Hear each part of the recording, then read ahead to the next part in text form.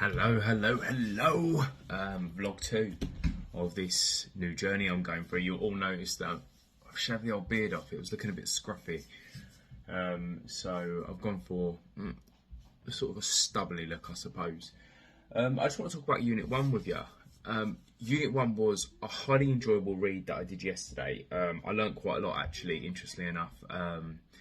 So it talks about the history of where the civil celibate sort of like element came from, and it had some interesting facts in there as well, some real tasty historical concepts. My aim today is really simple. As I said yesterday, slow and steady wins the race for me.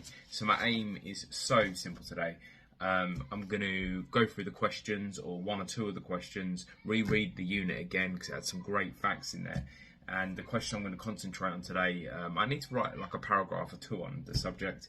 Identify two periods of a major social change in the UK which led to the development of celibacy as a profession.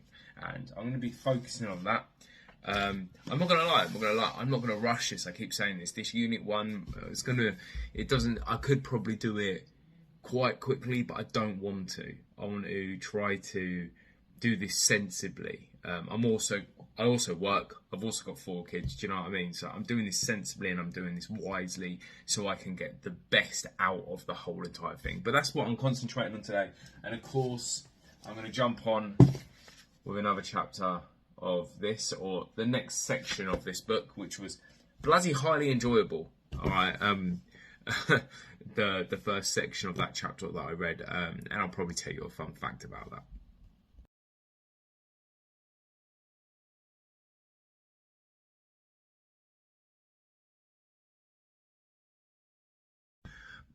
Do you know what? I love learning. I love learning. So what I have noticed with studying this civil celibate sort of history element is that society in the Age of Enlightenment, okay, and it was kind of the start of the concept, wanted to stop having a one-fits-all rule. Everybody's different, everybody's an individual, and I am 100% a guy that signs up for that logic. And it took a little bit longer for marriage to catch up. It was Australia in the 70s where we saw this movement push through. But I think this is an important thing to remember.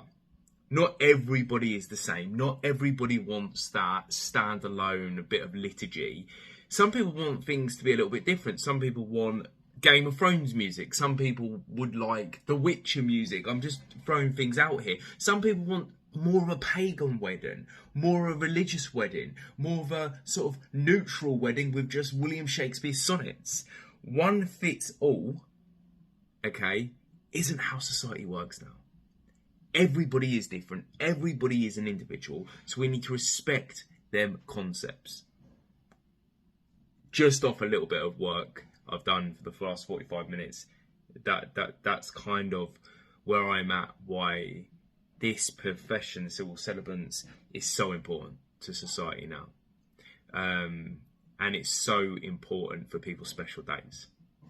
We should all be bespoke. We should all build something around somebody else to make their days special, their naming ceremonies, their weddings, even fundamentally a funeral in that element. But yeah, good stuff.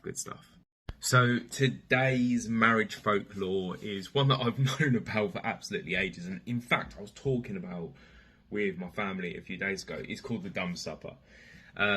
Basically, it's a cake or a kind of loaf, I suppose, 2 young maidens would make. And they would be starving all evening, not allowed to touch this supper at all, awaiting their future husbands to walk through the door. I think stuff like this is brilliant. It's got some concept to it as well, which I highly enjoy, in the element of letting fate decide who is going to be your husband or wife. But there's also the element of it's a wee bit silly. But yeah, you've got to respect these traditions, because these traditions write books. They let us know about our history. They let us know about individuality as well, because not everybody would be doing this. It'd be a certain families, and certain families have their own quirks and weirdness and oddities, and there's nothing wrong with that in a lot of ways. But this is the one today, the dumb supper.